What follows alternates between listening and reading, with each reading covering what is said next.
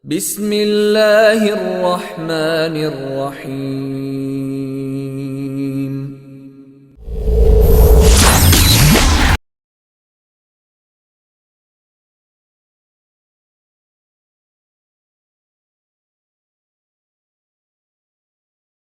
So, ngayon, sa kapanahonan ni Propeta Muhammad sallallahu alaihi wasallam, pwede nang labhan ang iyong damit. Pero kasi ang batas sa panunungkulan bilang propeta, iba-iba yun. Iba-iba. Iba, Sharia ang tawag doon. Pero ang batas sa pagsamba sa ng isang Diyos ay walang pagbabago. Kuha mo na, brother? So, yun po. So, may follow-up question ka.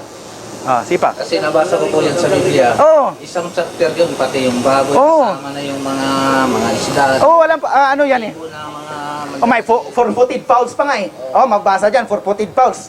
Sa Biblia, four-footed fowls. Manok, 4 na paa, mabasa pa. Pero walang argumento ang mga Muslim doon sa kapanahunan. Kasi pagpunta ni Propeta Jesucristo, sabi niya kagad, di ba? Kung ako kunyari, si Propeta Jesucristo, wala akong ani aron sa pagbungkas kasuguan mo Moises, hindi ka ba maniwala? So kami mga Muslim, naniwala kami. Pero sa kapanahunan ngayon ni Propeta Muhammad sallallahu alaihi wasallam, siya ang katapusang sugo, so siya ang sundin natin. Kung anong ang ibinigay ng Panginoong Diyos na tagapagliga sa Kanya, so doon tayo susunod. Dahil siya ang katapusang sugo. So nakuha mo na. Ako magsagot. Yung brother, sandali lang brad. Yung sinabi mo, Halika rito, Mateo halika. 5:17.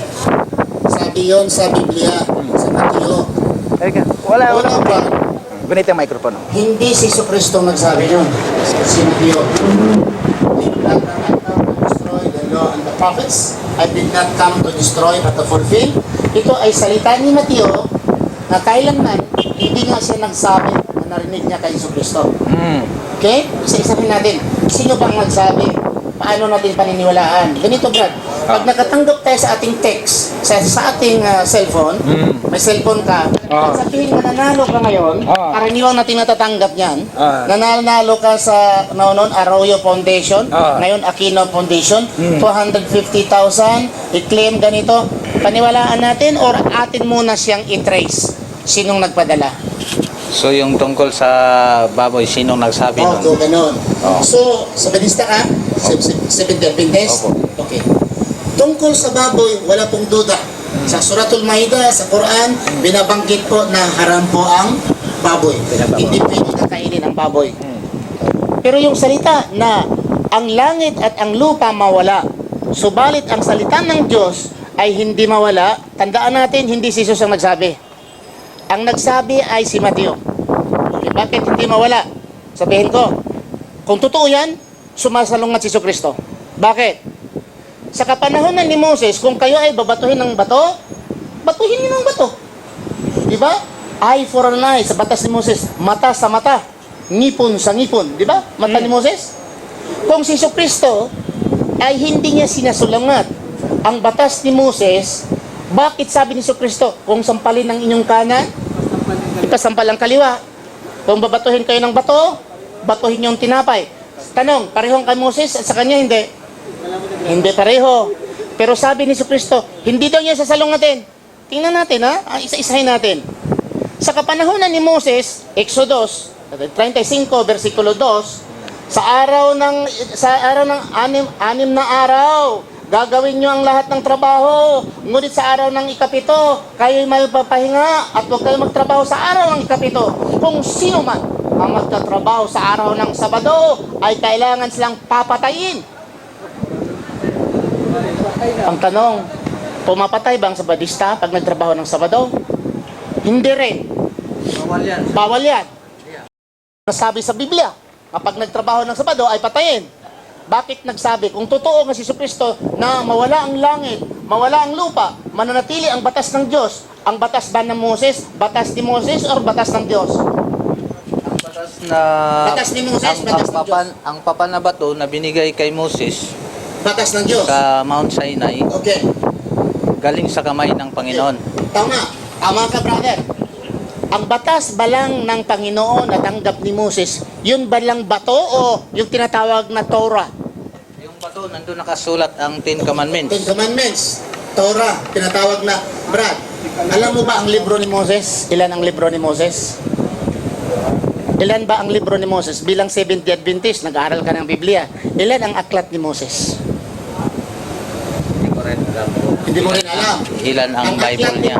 Ang aklat ni Moses, Genesis, Exodus, Leviticus, Numbers, Deuteronomy. Tinatawag na Napintatyok. Oh, lima. Lima. Kung babasahin mo ang batas ng Diyos, diyan, hindi lang 1,000. Pagkain nga dun, wala nga sa 10 Commandments eh. Yung sinasabi nga, huwag ka kakain ng baboy. Wala sa 10 Commandments, di ba? Huwag kang hindi lang 1,000, ang dami, di ba? Okay. Ang sinasabi ni Sukri, kasama ng baboy, yung walang kaliskis, huwag niyong kainin. Wala sa 10 Commandments. So, ang batas ng Diyos na binigay ni Moses, hindi lang 10. You agree with me? Ang dami, hindi lang 1,000. Okay, sanga-sanga pa. Kung totoo ngayon, nga ito ay sinusunod ni Jesucristo, bakit si Jesucristo ay sinasalungat niya ang batas ni Moses? Bakit hindi niya pinapatay ang magtrabaho ng araw ng Sabado? At ang babae na mga ngalon niya, bakit hindi babatuhin? At magnanakaw, bakit hindi puputulan ng kamay? So yan, Brad, ay salita lang ng nasulat sa Biblia nga walang alam si Jesucristo. Dahil ang Mateo, isinulat ang Mateo, wala na si Jesucristo.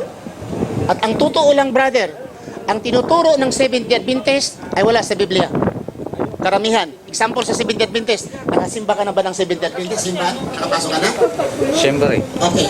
Anong awit na alam mo? Awit ng Seventh-day Adventist?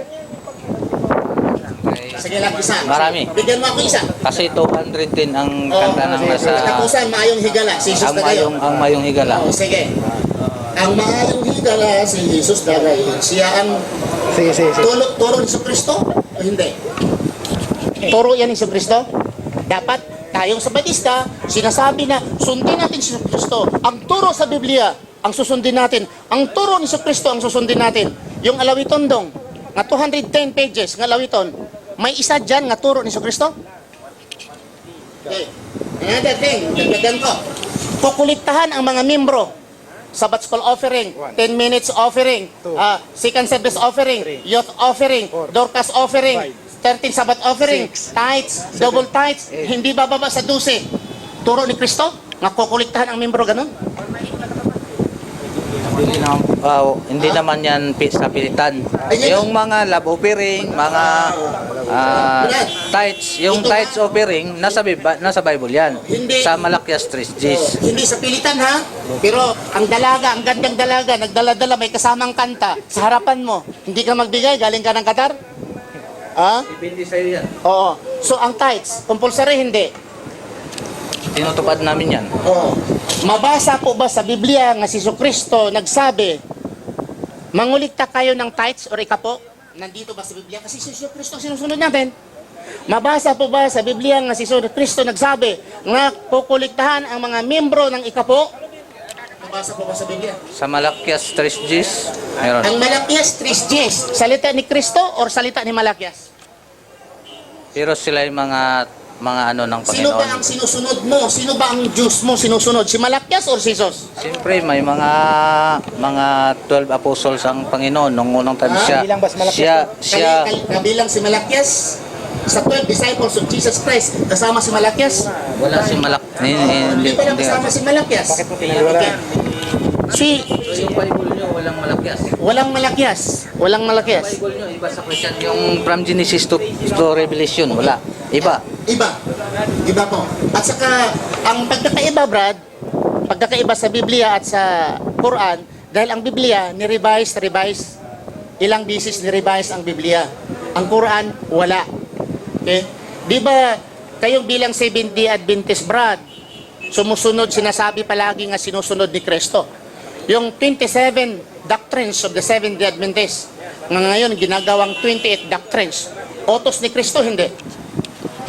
Nagbigay ba si Kristo ng doktrina nga 27, nga ngayon ginawang 28? Nag-iwan ba si Kristo ng doktrina, gano'n? Mula sa 10 Commandments, napilong na yung mga hindi pagkain ng baboy, yung pagsamba ng araw. Walang discussion. Ang 10 Commandments ay panahon ni Moses. You agree? Ang tinatanong ko sa kapanahonan ni Kristo, Ang sinusunod mo ba si Moses o si Kristo? Yung tatanungin din kita, kahit tinatanong mo ako.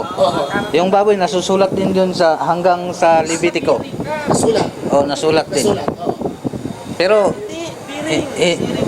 sinusunod nyo na hindi kinakain. Nandoon Pero, sa Quran, nasulat na huwag kakainin ng baboy. pero yung iba, Hindi kinakain nyo na. May kaliskis, walang Oh, kaliskis. kinakain nyo. Nandoon po sa Quran ang bawal. Oh, bawal yun. O bawal. Pero kinakain nyo na. Una, nagbanggit ba si Kristo ang bawal ang walang kaliskis? Nagbanggit ba si Kristo? Yung mga isda sa kadagatan na walang kaliskis, Ano pangalan mo, Brad? Fernando. Fernando, ang mga Sabadista ang style. Kung susundan mo sa New Testament, tatalon sa Old Testament. Kung susundan mo sa Old Testament, tatalon sa New Testament. Ha? Yun bang madulas? Ganyan ha? Tinatanong kita kay tungkol kay Kristo, tumalon ka sa pagkain ni Moses. Nga hindi naman yun ang tanong ko tungkol sa pagkain. Tinanong kita kay Kristo. Huwag mo akong sagutin sa batas ni Moses. Sasagutin mo ako sa batas ni Kristo. Okay? So ano ba ang batas ni Kristo? Tungkol sa pagkain. Batas ni Kristo ha? Nakita sa akin sa New Testament ang batas ni Kristo tungkol sa pagkain. Sa lahat ng mga nakasulat diyan tungkol sa pagkain, Batas andyan ni Kristo ha? lahat yan sa pagkain, lahat sa pagkain. Kasama na diyan ang pinaka bawal ng Muslim, baboy. At saka yung lahat ng mga pagkain na isda, mga ibon, na mandaragi. Pagkain ay walang argument sa pagkain. Walang argumento sa pagkain. Yung bawal kapanahonan ni Moses, bawal, totoo yun. Walang argumento doon. Sabi lang, ang tanong ko, brother, yung 27 nga doktrina sa Sabadista, nga ngayon ginawang 28 nga doktrina sa Sabadista, yan ba ay doktrina ni Kristo o doktrina ng mga Sabadista? Doktrina ni Jesus Christ. Saan pa mabasa sa Biblia nga si Kristo nag-iwan ng 27 doctrines? Saan sa Biblia nga sabi ni Kristo, these are my 27 doctrines? Saan? At iniisa-isa doon. Saan sa Biblia? Kaya magsabadista ako, kung may pastor, next Friday, kung di mo masasagot, kung di mo masasagot, brother, bigyan kita ng pagkataon next Friday. I-text mo sa pastor, ha? Alis ka na rin. Okay. So wala pong mabasa, doktrina ng Sabadista yun. Sa kapanahonan, ang unang doktrina ng Sabadista, alam mo, may Sabadista ka, anong pinakaunang doktrina ng Sabadista? The first doctrine of the Seventh-day Adventist. Hindi, may prophet pa nga sila eh. Ano ba yan? May anak pa yan. What is the first? Ha? Wala ka ng oras. Ang first doctrine, sasabihin ko sa iyo ha, the first doctrine of the Seventh-day Adventist, believe the Bible, Word of God. And the Bible is infallible Word of God. This is the first doctrine of the Seventh-day Adventist. Sa kapanahonan ba ni Kristo, may Biblia ba? Wala naman ha. وهو غطائي حول الرمال تلفني بل من بسم الله الرحمن الرحيم